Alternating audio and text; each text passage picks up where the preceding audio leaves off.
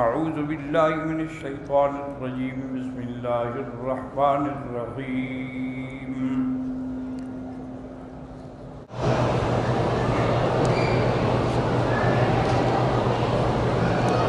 ہمارے پاس عورتیں جو ہیں ان عورتوں کے پاس نہیں جاتی جن کا حمل گر گیا ہو یا جن کا بچہ چھوٹا فوت ہو گیا ہو، کہتی ہم گئے تو ہم بھی ایسے ہو جائیں گے۔ یہ ہندوؤں کی رسمیں ہیں، اب آپ کی مرضی ہے ہندو بنے یا مسلمان بنے، یہ ساری ہندوؤں کی رسمیں ہیں کہ چاند گرہن میں عورت نہ جائے باہر ورنہ حمل گر جائے گا، اور حمل گرنے والی منحوس ہے، اس کی شکل نہ دیکھنا، تیرا حمل بھی گر جائے گی۔ اچھی بات ہے، تیرے حمل کا کیا گناہ ہے یا تیرے بچے کا کیا گناہ ہے؟ یہ سب ہندوؤں کی باتیں ہیں، لاہور پڑھ کے جھٹک دیا کرو۔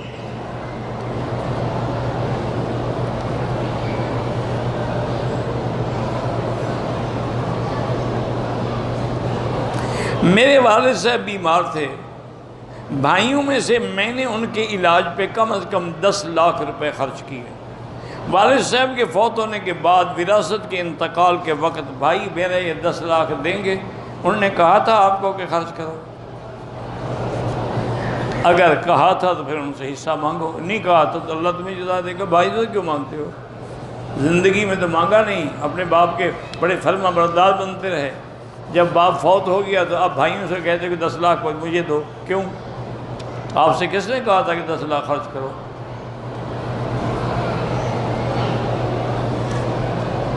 میں ایک دبئی میں کمپنی میں کام کرتا ہوں،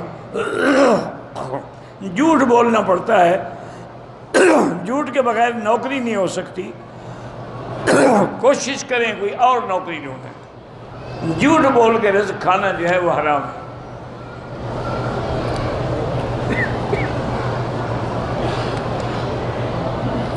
کہتی ہیں کہ کچھ عورتیں اپنے بالوں کو تو ڈھانپ رکھتی ہیں لیکن باقی بدن کو نہیں ڈھانپتی، کہتی ہیں صرف بالوں کے ڈھانپنے کا حکم ہے، باقی بدن کو ننگا کرنے کا حکم ہے، پھر بالوں پہ کپڑا باندھنے، قمیض بھی اتار دے، کیا اس کے بھئی حکم نہیں ہے نا آپ کو؟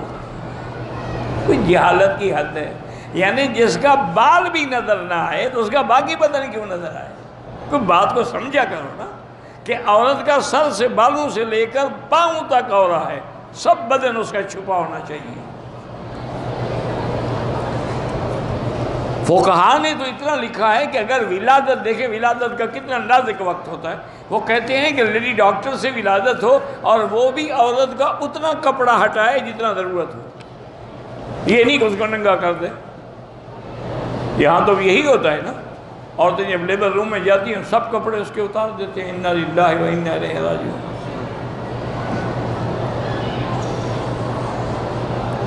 ہم کسی کو دعا کے لیے کہہ سکتے ہیں، ہمیں پتہ نہیں وہ اچھی نیت سے دعا کرے گا یا نہیں، وہ تو یہ اس کا کام ہے، تمہیں تو کہنا ہے نا، باقی تم نیت کا تمہارا ذمہ داری ہے نیت کی، نیت اچھی سے کرے یا بری سے کرے تم کہو۔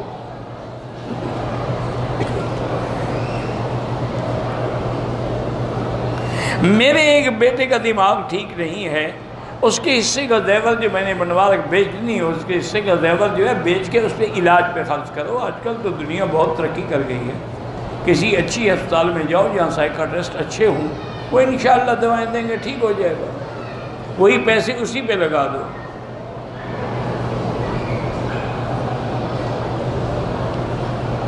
اگر کوئی شخص اپنی بیوی کو ایک ہی دفعہ میں 3 طلاقیں دے، وہ 3 ہی ہوتی ہیں۔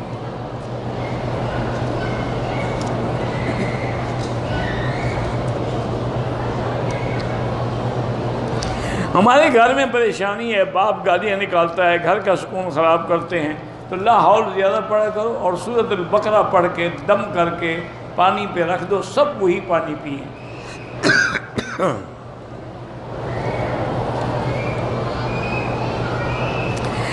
مسجد تو قریب ہے لیکن امام اور مؤذن جو ہیں وہ سنت کے خلاف داڑھی ہے، بہرحال آپ وہاں نماز پڑھیں جہاں سنت کے مطابق داڑھی والا امام ہو، داڑھی مڈانے والے کے پیچھے نماز نہ پڑھیں، اس کو اذان بھی نہیں دینی چاہیے، امام بھی نہیں بننا چاہیے، کیونکہ داڑھی مڈانے والا فاسق و فاجر ہو جاتا ہے۔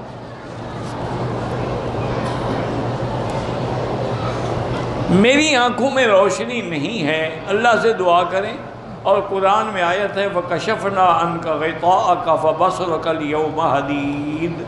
یہ آیت 7 دفعہ پڑھ کے صبح و شام بلکہ ہر نماز کے بعد آنکھوں پہ پھیرا کریں۔ کسی کرسی کے بازو پہ ہاتھ رکھ کے سر رکھ لیا، سو گئی، وضو ٹوٹ گیا۔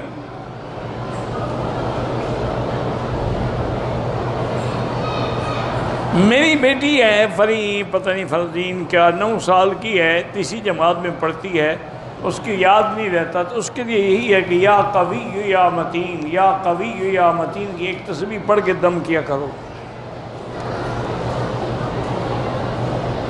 کہتے ہیں کہ حضرت ابراہیم علیہ السلام نے جو جنت سے مینڈا بھیجا گیا تھا حضرت اسماعیل کے بدلے میں، وَفَدَيْنَاهُ بِذِبْحٍ عَظِيمٍ، تو اس کا گوشت کس نے کھایا تھا؟ میں نے نہیں کھایا، کم سے کم میں تو آپ کو اپنی بات بتا سکتا ہوں نا، جس نے کھایا اس کو پکڑو۔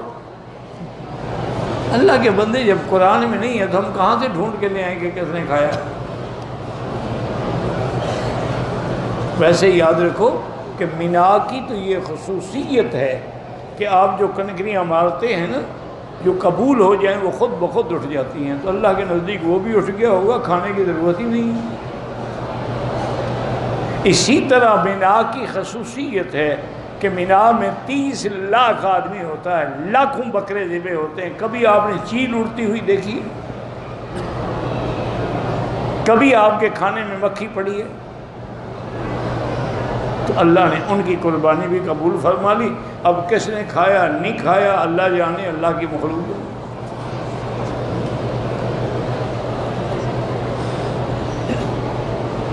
مجھے آپ سے محبت ہے، اللہ جزائے خیر دے۔ دعا کی قبولیت کے لیے اعمال صالح ہو، ایمان ہو، عقیدہ صحیح ہو، عمل صالح ہو، رزق حلال ہو، صدق مقال ہو، جھوٹ بولنا چھوڑ دو، حرام کھانا چھوڑ دو، دعائیں منظور ہوں گی۔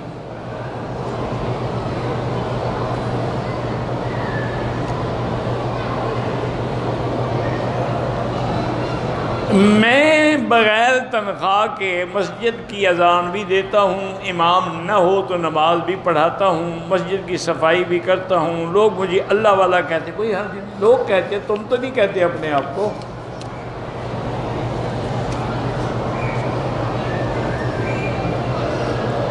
میں استغفار بھی پڑھتا ہوں، حسبنا اللہ و نعم الوکیل بھی پڑھتا ہوں، توجہ نہیں ہوتی، پڑھتے رہو، توجہ خود بخود ہو جائے گی۔ علماء نے لکھا ہے کہ عمل اگر ریا سے بھی کرو تو کرتے رہو، وہی ایک دن اخلاص بن جائے گا۔ جو لوگ دنیا سے مر گئے، چلے گئے، ان کو بھی پتہ لگتا ہے ہمارے لیے کس نے دعا، بالکل پتہ لگتا ہے۔ اللہ ان کو اطلاع دیتے ہیں کہ فلاں بندے نے تمہارے لیے یہ صدقہ کیا ہے، خیرات کیا ہے، قرآن پڑھا ہے، طواف کیا ہے، عمرہ کیا ہے۔ الحمدللہ رب العالمین والصلاة والسلام علی اشرف الانبیاء والسید المرسلین